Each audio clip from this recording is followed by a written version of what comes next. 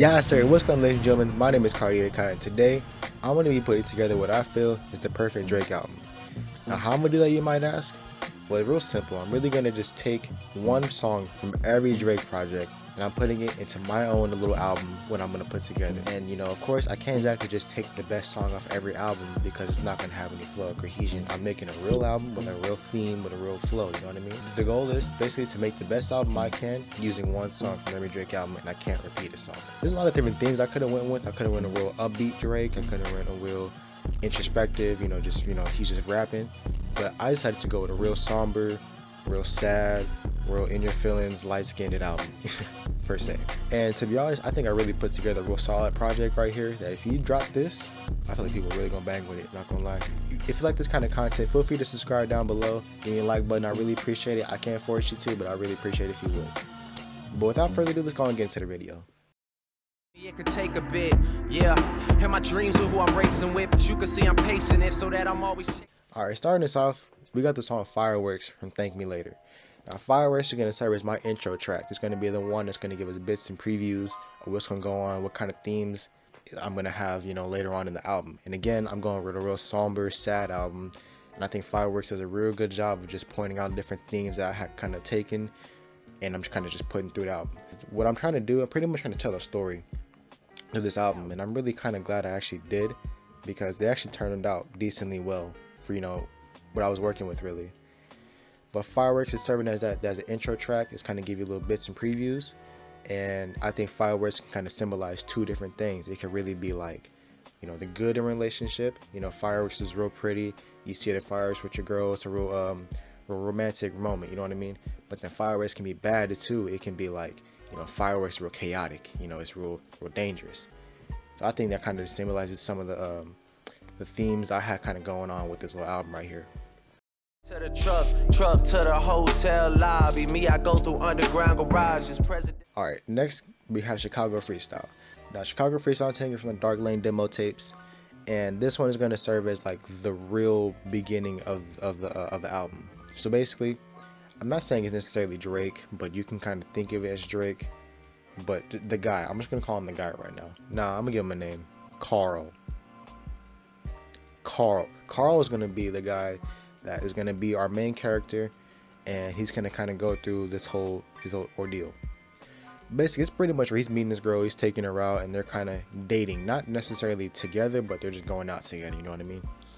And so that's pretty much the purpose of this one, where he just meets her and they're kind of getting to know each other, right? If you need me, you can call me. I stay busy making money. Alright, so following that track, I have from Scorpion, Elevate. I'm not gonna lie, Scorpion was really hard to find a song from, but I feel like this is the best one I could use for the thing I was going with. But Elevate is basically, they're in the relationship already now, and it's kind of like a little time skip in between Chicago Freestyle and Elevate, but they're in the relationship now, and he's kind of putting her on the back burners for him to be successful. Carl is trying to be successful in what he's trying to do. And so Carl is pretty much not really paying attention to the relationship because he doesn't really know, because he's new to this, you know what I mean? He's never really been in a relationship to know what he's doing is wrong. And so putting her on the back burner is of course going to make her feel some type of way, which leads us into the song Brand New. Some truthful shit. It seems like everything I do, you. Now, Brand New, I'm taking from So Far Gone. I'm taking from the one that released about 2 years ago. That had a bunch more different songs in there, which if you gotta listen to that, you gotta for sure listen to that. Amazing. Anyway, Brand New is pretty much the argument between him, Carl, and his girl, Shaniqua. We're gonna call her Shaniqua. So Carl and Shaniqua, they're pretty, they're having this argument. Basically, Carl's trying to figure out what he's doing that's brand new, because what he realized, what he thinks, he doesn't think he's doing anything wrong right now, and Shaniqua's trying to tell him that what you're doing is wrong. You're putting me on the back burners. You acting brand new right now. You act like you've never done this before, which he hasn't. That's what she doesn't know though. So they're pretty much trying to have this argument, and they're trying to come to agreement, but they don't really know what to do, and it ends up leading to them getting separating. They kind of go their different ways. They're not broken up necessarily, but they're not together neither. And because of Carl's lack of experience in relationships, that's going to lead us into teenage fever. Tell you you went too far. Funny that it's always Teenage Fever might be my favorite song off this entire project. I'm not gonna lie. That song is so underrated in my opinion. I'm taking this from More Life if you didn't know. And Teenage Fever is basically him being really, really toxic because he doesn't know what he's doing is wrong. And so he just feel like, wow, she's just trying to hurt me for no reason. So I'm gonna hurt her for no reason. So Teenage Fever is basically Carl's going out and meeting these other girls, and he's pretty much telling her like, oh yeah, I just kicked it with this new girl right now, and I'm going back over there tonight. You know what's on my mind. And basically he's trying to make her jealous. He's trying to make her feel some type of way. But that's real toxic, I'm not gonna lie. If you do that, you real toxic. I don't know if I can mess with you like that, although that's real toxic energy. Did I just say energy? Like I even used the word energy like that? Ew. But all in all, pretty much he's being real toxic. He is trying to make her feel some type of way, but he's going to come to realize that that's not going to solve anything. And if anything, that actually made the whole situation worse. Which leads us to his rock bottom, Marvin's Room. Yeah, I just walked in. Yeah, okay. You still working? Now, we all know Marvin's Room is Marvin's Room. Everybody knows how sad the song is. And to be honest, it might not even be the saddest song on his own album, on Take Care, but that's a different conversation for a different thing. But I mean, what's a perfect Drake album without Marvin's Room? Put it like that. But it's pretty much his rock bottom.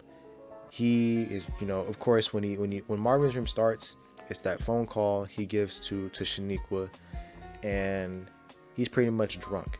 He's drunk. He's been drinking the rosé. He says it in the song.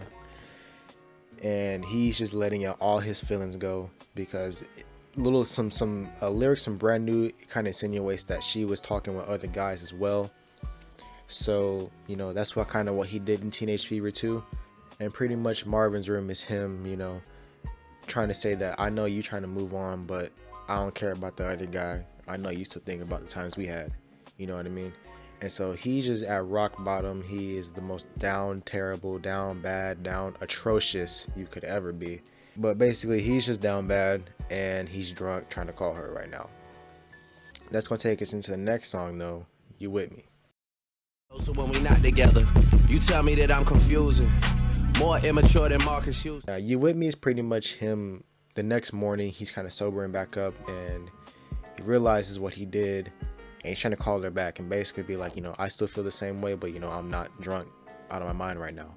And so he's calling her pretty much, you know, venting about things that he wishes he kind of did wrong. And that he realizes that she was really down with Carl for day one. You know, there's a lyric in there. You running your fingers through my curls. You knew me when the kid had waves. I know my cousin really likes that line because he kind of went through that same thing too. And I can see that that's a good moment right there. But it's really much that track that he's just trying to come back and trying to get her back. Basically, he calls her back. She doesn't answer the phone. There's no indication that she answered the phone. So I'm just kind of saying that he left her a message, and this is what he's saying in that message. And the next song is pretty much going to be her response, which is going to be From Time. We've been talking about the future and time that we wasted. When he put the bottle down, girl, that nigga's amazing. Now, From Time, From Nothing Was the Same is an amazing song, and it's outright.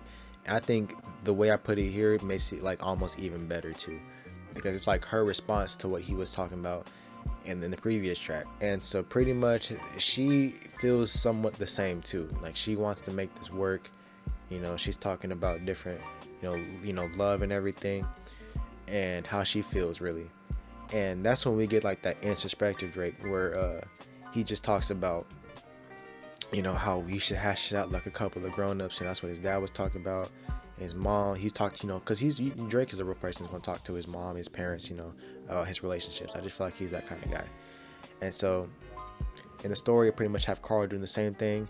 His mother, you know, there's a couple of different lines where his mother said, my mother is 66, and my favorite line they hit me with is, who the fuck wanna be 70 and alone? So I feel like that's kind of him talking with his parents and about their relationship, and he's just trying to make it better. You know, they're trying to, you know, help him in that relationship. And in the end, they kind of come to agreement that they really want to make it work, and they're going to try to make it work. And after that, we're going to go into the last track, technically, of the story of the album, which is Jungle. Over the place, I can't sit in one place. I'm not ashamed at all. Now, Jungle is pretty much the song that kind of wraps everything together, and it solidifies their bond and their relationship. They kind of come together, and now they're even stronger as a couple than they previously were. And it's pretty much like the I love you track and I'm so glad I'm with you track. But yeah, it's real that heartfelt. He's just trying to, you know, express how much he loves Shaniqua, and Shaniqua how much she loves Carl. Why did I come up with Carl and Shaniqua? Anyway, and so that's pretty much like the last track of the story, but not last track of the album, because the way I did it, I have all the Thank Me Later, Dark Lane demo tape, Scorpion, So Far Gone, More Life, Take Care of Views, Nothing Was the Same, If Reading This Too Late. And the last one I put in there was What a Time to Be Alive. But if you listen to What a Time to Be Alive, none of those songs have any correlation to anything I put on here. So I'm kind of just putting this as a little bonus track. We got 30 for 30 freestyle. We ain't in it, we just ghost ride. The pen is working if you niggas need some ghost lines. Now you can't lie, this is some shit Drake would do. You know, have just like a little bonus track at the end of the album where he's pretty much just talking that shit on the album. You know, he probably went through some things, you know, outside of his relationship, and he's just trying to get some things off his chest. And that's pretty much what this is, because again, that's probably something Drake would do. I don't know. I couldn't really fit, you know, you want me to put Diamond Dancing in here? It's not gonna work. I mean, how the fuck is Diamond Dancing gonna like fit anywhere on here? But that's besides the point. So I just kind of put 30 for 30 freestyle because I think that's a real good song too. It's really underrated. Overall, this is what I put together. This is what I feel like the best I could do for this, you know, makeshift Drake album. And I ain't really come up with the name of it. I don't really know if I really should. I just have it titled Perfect Drake Album on my Spotify playlist right now. But of course, I'll leave a link in the description down below of this playlist so you can go listen to it for yourself and kind of get a new, fresh perspective on songs we already know.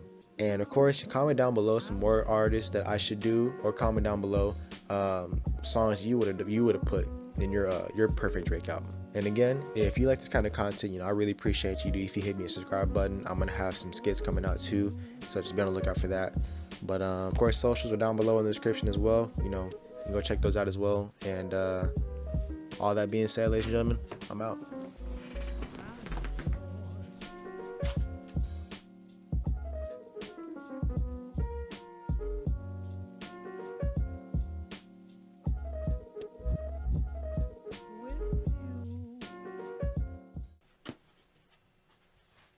My mother is 66 and her favorite line to hit me with is who the fuck wanna be 70 in the lump.